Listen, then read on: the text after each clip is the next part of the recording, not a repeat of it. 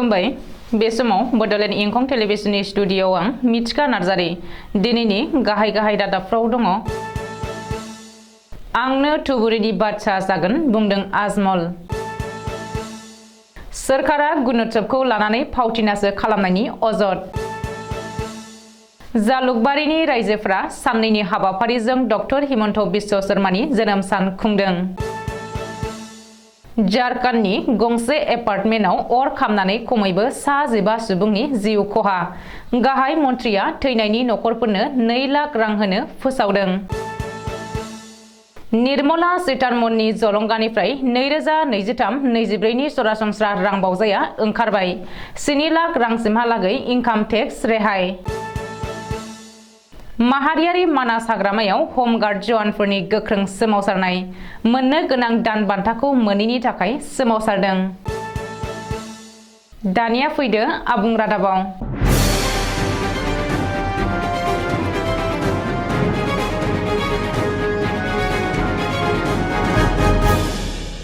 कांग्रेस आरो एआईइउडीएफनि गेजेराव high voltage ब्लेकमेलिं राजखान्थिया सोलिगासिनो दङ।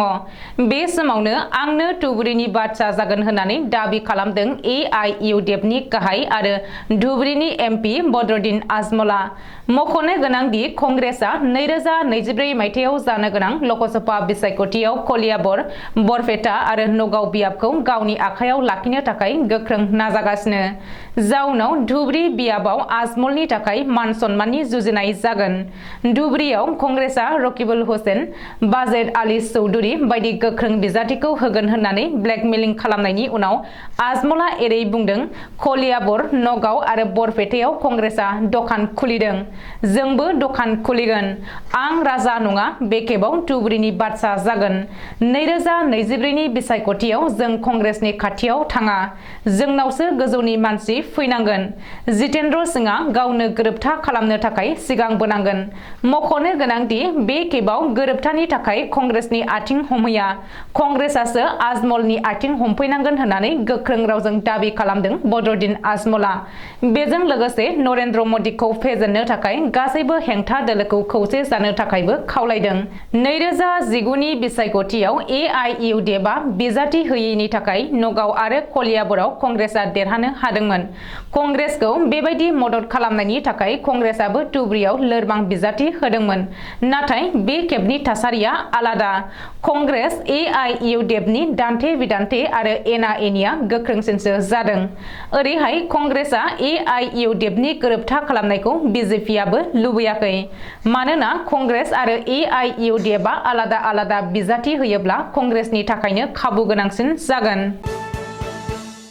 रायजोआव गुन गोनां सोलोंथाइखौ थि खालामनायनि थांखियै गंफ्रोमबो फरायसालियाव खुंनाय गुणोत्सवखौ लानानै आसाम सोरखारा फावथिनासो खालामनायनि गोख्रों अजद सिखांदों। मख'नो गोनांदि गुणोत्सवखौ मोजाङै नोजोर होनाय आरो नायबिजिरनायनि मुङाव गुबुन फरायसालिनि फोरोंगिरिखौ गुबुन फरायसालियाव नायबिजिरगिरि महरै बिबान होनो थांनानै सोलोंथाइ बिफाना बे फावथिनाखौ खालामदों होननानै माखासे थाखोआव खुद्रिसारदों आरो अजद होदों। नोजोर होनो गोनांदि मोनफ्रोमबो क्लास्टारनि सिङाव थानाय फरायसालिनि फोरोंगिरिफोरखौ सोलाय सोल' खालामनानै गुणोत्सव नायबिजिरनो थांनानै सोलोंथाइ बिफाना असमिया बिजोंनि फोरोंगिरिफोरखौ हिन्दी, बांला आरो बर' बिजोंनि फरायसालिफोराव नायबिजिरनायनि बिबान होदों। बेबायदिनो गुबुन बिजोंनि फोरोंगिरिफोरखौ असमिया बिजोङाव नायबिजिरगिरि महरै लाबोदों। बेल' नङा, ब्लाइन्ड फरायसालिफोराव सरासनस्रा फरायसालिनि फोरोंगिरिफोरनो बिबान होनाय जादों। जाउनाव फरायसुला फरायसुलिफोरजों लोगोसे फोरोंगिरिफोरा गोब्राब जेंनायाव मोगा-मोगि जानांदों। मानोना गंसे सरासनस्रा फरायसालिनि फोरोंगिरिया सासे मेगन नुयि फरायसानि लिरनायखौ जेबो बुजिनानै मोना। बबेखानि गुन गोनां सोलोंथाइनि मानदान्दाखौ थि खालामनो थाखाय सोलोंथाइ बिफाना खुंनाय गुणोत्सवआ फ्लप जादों होननानै गोबाङानो अजद होदों। दिनै आसामनि गिबि मन्थ्रि डक्टर हिमन्त बिश्व शर्मानि जोनोम सान। 54 बोसोर बैसोनि जाबाय गिबि मन्थ्रि डक्टर हिमन्त बिश्व शर्माया। मख'नो गोनांदि भारत हादरनि सासे सिनायजानाय आरो गोख्रों दैदेनगिरि जालुकबारी बियाबनि एमएलए डक्टर हिमन्त बिश्व शर्मानि जोनोम सानखौ जालुकबारी बियाबनि रायजो राजाफोरा सिगां बोसोरफोरनि बायदिनो देग्लायबो गाजा गोमजायै खुंदों। जालुकबारी बियाबनि भान्डु मालिगाव ओनसोलनि रायजोफोरा साननैनि बायदि मेहेरगोनां हाबाफारिजों गिबि मन्थ्रिनि जोनोम सान खुंदों। रिपर्ट बायदिब्ला मैया साननिफ्रायनो बायदि बायदि गेलेनाय आरो रंजानायखौ गिबि मन्थ्रिनि जोनोम सान खुंनायखौ जागायदों। बेनि उनाव मोनाबिलियाव गुबुन गुबुन सुबुं हारिमुनि हारिमु दिन्थिफुंनाय हाबाफारि लायो आरो हरनि 12 रिंगा जानाय लोगो लोगो केक हानानै जोनोम सान फालियो आरो रंजायो। दिनैबो फुंनिफ्रायनो गुबुन गुबुन हाबाफारिफोर लादों आरो गुबुन गुबुन मन्दिर नामखराव फुजा होनानै आरज गाबनाय जायो। बेजों लोगोसे माखासे देहायारि नोरजिया सुबुंफोरनो गोनां जानाय मुवा बेसादफोर राननानै होयो आरो गुबुन गुबुन वार्डआव बेसेन नाङि सावस्रि सिबिथाय आरो थै दान होनाय हाबाफारिफोर बानजायो। झारखन्डनि धनबाद नोगोराव मोनसेनि उनाव मोनसे गले गले अर खामनाय जाथाया सोराङाव फैदों। धनबाद नोगोरनि आशीर्बाद मुंनि गंसे एपार्टमेन्टआव मंगलबार खालि हरनि समाव मोब्लिबारि सर्ट सार्किट जानानै अर खामनायाव गासै 15 सुबुंनि जिउ खहा जादों।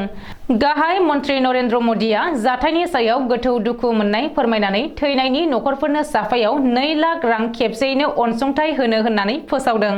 मख'नो गोनांदि धनबाद नोगोरनि गंसे नार्सिं हमाव साननै सिगाङावसो बेबायदिनो अर खामनानै 2 डाक्टारजों लोगोसे गासै 7 सुबुंनि जिउ खहा जादोंमोन। मिरुनि राङारि मन्थ्रि निर्मला सीतारमणनि जलंगानिफ्राय 2023-24 मायथाइनि सरासनस्रा रां बावजाया ओंखारबाय। बे रां बावजायाव नोजोर होनो गोनां माखासे नोजोरथिया रायजो राजानि थाखाय जोबोद गाहामबो जादों आरो आरजाथाव होनजायो। जायफ्रा बोसोराव 7 लाख रांनि बाङाय खामायनो हागोन बिसोरो इनकाम टेक्सखौ होनांनाय नंलिया एबा 7 लाख रांसिमहालागै रेहाय मोनसिगोन। अदेबानि 3 लाखनिफ्राय 6 लाखसिमहालागै 5%, 6 लाखनिफ्राय 9 लाखसिम 10%, 9 लाखनिफ्राय 12 लाखसिम 15%, 15 लाखनिफ्राय 75 लाखसिम खामायनो हानायफ्रा 30% इनकाम टेक्स होनांगोन।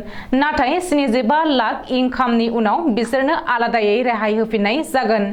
बेनि अनगायैबो mobile phone, camera lens, electric गारि, टेलिभिजन, साइकेलफोरनि बेसेनखौ बाङाइ खालामनाय जादों। भारत हादरनि सा 80 कौटि सुबुंनो बेसेन होनाङा जासे रेशन होनाय जागोन आरो गावबा गावनि सिनायथि फोरमानलाइ हिसाबै आधार कार्ड एबा पासपोर्ट बायदिनो पेन कार्डखौबो गनायथि होनाय जागोन।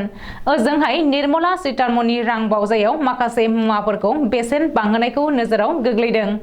बैफोरनो जादों प्लेटिनाम, सना, रुपा, सिगारेट, बिदेशी इलेक्ट्रनिक मुवा बेसाद, बिदेशी अलंकार आरो बासन एबा आइजें आइलाफोरनि बेसेनखौ बांहोनाय जादों। माहारियारि मानास हाग्रामायाव खामानि मावबोबाय थानाय हमगार्डनि गासै जवानफोरा दिनैनिफ्रायनो उदाङै खामानि मावनायनिफ्राय हेंथा जादों। माहारियारि मानास हाग्रामानि बासबारि, पुनाफारा, पानबारि आरो खुख्लुं मोनब्रै रेन्जनि गासै सा 140 हमगार्डनि जवानफोरा दिनै गाव गावनि राइफलखौ बासबारि रेन्ज अफिसाव जमा होदों एबा गथायनानै होफैदों। मख'नो गोनांदि हमगार्ड जवानफोरनि दान बान्थाया थांनाय बोसोरनि अक्ट'बर दानावनो 23,010 रांसिम बारायनानै होनाय जादोंमोनब्लाबो माहारियारि मानास हाग्रामायाव खामानि मावबोबाय थानाय हमगार्डनि जवानफोरा मोननो गोनां दान बान्थाखौ दिनैसिमबो मोननाय जायाखै। हमगार्ड जवानफोरा बे समाव दानफायाव 9,000 रांल' मोनबोगासिनो दङब्लाबो बिनिफ्रायनो 3,000 रां दाननानै 6,000 रांल' होबोगासिनो। नाथाय अरनबारि रैखाथिनि मुङाव सान हर खस्थ' खालामनानैब्लाबो दानफायाव 6,000 रांल' मोननानै न'खर सामलायनायाव गोबां जेंनाजों मोगा-मोगि जाबोनांदों जवानफोरा। गावसोरनो जेसेबां समनिफ्राय मोननो गोनां दान बान्थाखौ होआ एसेबां सम खामानि मावालासे थागोन होननानै गोख्रों रावजों बुंनानै बिटिआर सोरखार आरो रायजो सोरखारखौ बिनि सायाव गोख्रैयैनो थार थांखि लानो थाखाय दाबि खालामदों। दिनैनि रादाबा एसेनोसै। गोजोन्थों।